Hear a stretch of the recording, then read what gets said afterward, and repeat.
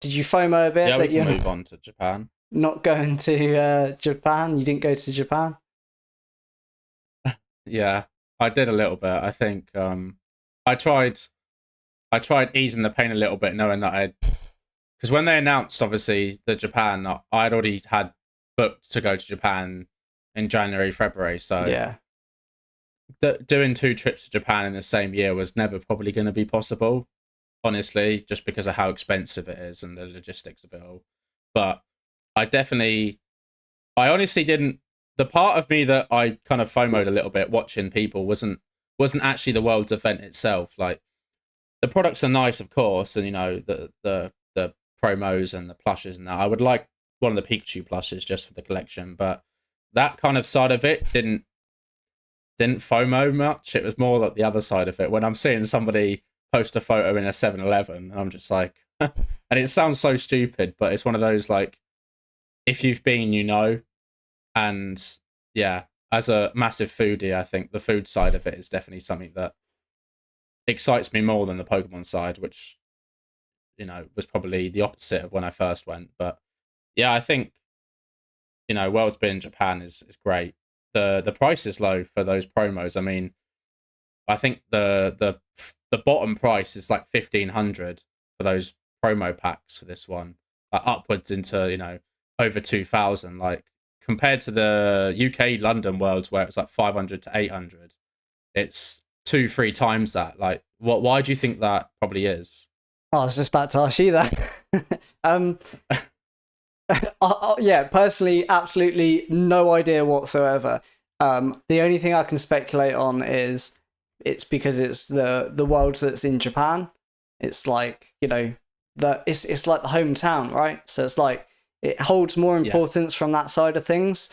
And potentially I'd say that mixed with the fact that the Japanese market is crazy. So if I had to guess, it's probably a bit of both of them. But yeah, is there anything else that you think is adding to that I haven't thought of? Yeah, I think those are both good points, and they're probably contributing factors. I think another one of it as well is, we've seen in the last 12 to 18 months, the kind of cards that are selling and the kind of people that are buying these high profile items, right? There's a massive influx of Chinese buyers. And I think, the location of Japan being a lot closer to China than it is to, the UK to China, for instance. I think I know people that went there, maybe they booked the trip a week before and they weren't planning to go, but they thought, you know what? Japan's not that far away.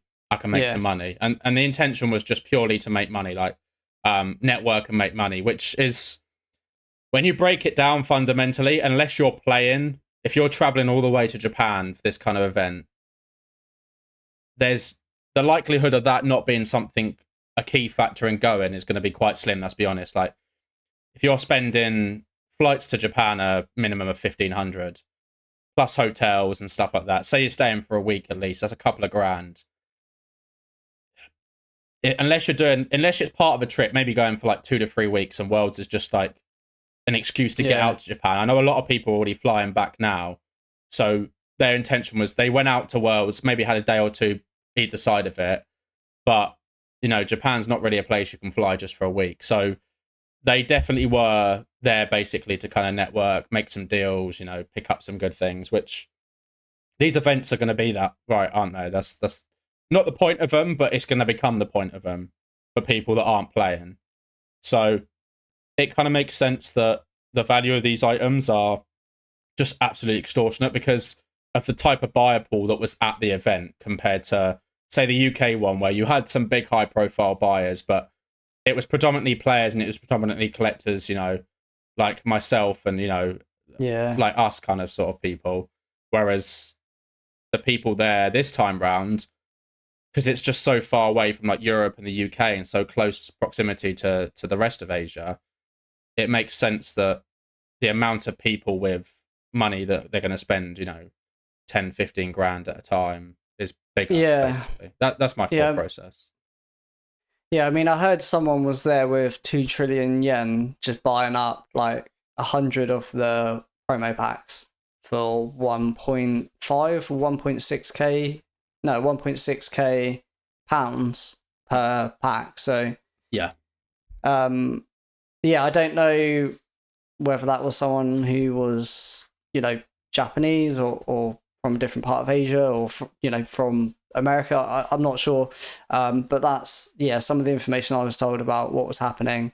Those prices seem to have stuck though.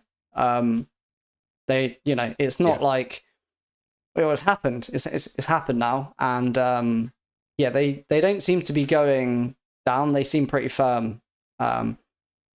I FOMO'd and I've picked one up myself for that price. It's interesting. I'm kind of curious to see what happens though. Like, do you think people are going to come back and just list these on eBay, or like? I mean, let's be honest. They could have listed them on eBay while they're out there. It's not like they don't have internet or anything like that. But yeah, I'm just trying to speculate, I guess, on whether these will come down. They don't look like they're moving any direction at all at the moment. They seem pretty firm on what they are. But it's a weird one because it has only been a few days, so it's hard to see how it's going to play out. But I guess we'll find out. Yeah, I think I spoke about this morning, this specific item. I really can't see it going down, honestly. I think it's not an item someone spending 1,500 probably has the income to kind of afford that, right? Like, you FOMO'd and bought one, but you wouldn't have bought it if you couldn't afford it, right? So your intention, you didn't buy it. Yeah. You didn't buy it with the intention of going, I'll sell it for the same money next month, or like maybe I'll make £100 profit on it, right? Like what was your? No, like I guess we'll start off with, why did you buy it? Like, what was your intention with it? My original intention of buying that is just to keep it, but I don't. I feel like everyone has that intention when they buy. I mean, maybe they don't. They don't, do they? Actually, a lot of people buy things to flip, buy things to grade, to flip. Yeah. My original intention is to buy it, keep it. Whether I keep that sealed or not, whether I grade it or not, is a different story. And I just thought that is like such a cool item to own, like cool stack of cards to have. And yeah, if I do desperately need that money, worst case, I just sell it. Obviously, I hope that I don't need that whatsoever, and I can just keep them. But I feel like there's a lot of options with it as well. Like, you could just grade the English copy, the Japanese copy, and as long as they hit high grades, it's probably the same money back anyway. So worst case, just grade it and sell it, or just sell it sealed, like. And also, like, if let's say it drops like £400, let's say it just dropped, or let's just say it dropped to £1,000. Am I going to be upset that that's happened? I'm not really going to care. I'll be honest. I won't care. Like, I've sold things at losses, several times, and even if it did drop to that, my first thought wouldn't be, oh, I need to sell it now before it keeps dropping. It just wouldn't. I just don't see things in that way, and I didn't buy it with the intention that it's going to be worth loads more in 3 months' time, or, I just wanted it because I thought, I don't know, partly FOMO because you just saw everyone in Japan and you saw the cards and everyone's posting about them, and I'm like, yeah, I want that, and I just bought it. It was as simple as that. But yeah, hopefully I can just keep it for as long as possible. Or as long as I want it, we always say I'm going to keep this forever, but realistically, you probably do get bored of certain things at certain points, and you just think, oh, do you know what? I'd rather sell that, use the money, buy this other thing that I really, really like. So yeah, there's no intention there for me to flip it whatsoever, and I'm not expecting to make profit from it at all. I think I don't see it going down, honestly. I think it's the kind of item that it's exclusive, it's rare, it's cool, and most people that are buying it aren't going to sell it at a loss. So Yeah. it'll be interesting to see kind of what happens. As you said, there's so many options of it. You can grade the whole set, keep the English and Japanese, and sell all the other languages, and they'll sell for, if they hit 10s, they're going to sell for sort of 95 to 150. You can make some of that cost back. Yeah, definitely. And then you've got the most expensive ones at a very cheap price. But then I think, what happens if everyone does that? Or the other way around, let's flip it. Let's flip it the other way. Let's say you grade English, Japanese, you sell one of them or you sell both, you break even or even make profit. You then have like all the other languages that you've essentially earned for free, for profit.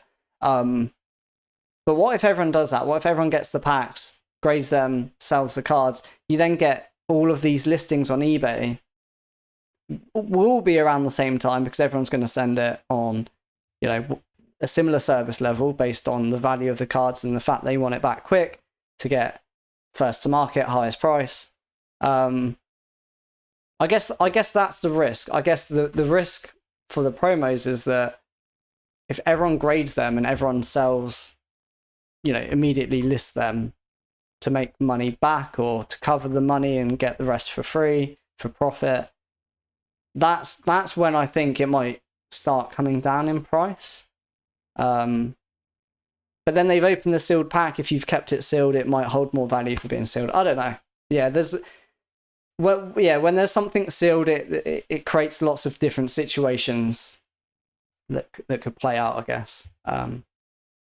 Yeah, for sure. I think it'll be interesting to revisit this in maybe a month's time to see where it is. I think it's, as I said, it's such a unique item, honestly, and I think it's world promos are just highly collectible, honestly, and they've become so much more collectible over the last couple of years. Any of the kind of like tournament promos and stuff that are in Japanese and obviously the other languages as well. So yeah, it'll be interesting to see kind of what happens, but I don't think it's going to drop that much, honestly. I think for those that are bought, that are planning to hold, or whatever you decide to do it, it's probably not the worst investment you can make right now in terms of like what you could be buying at that kind of price tag.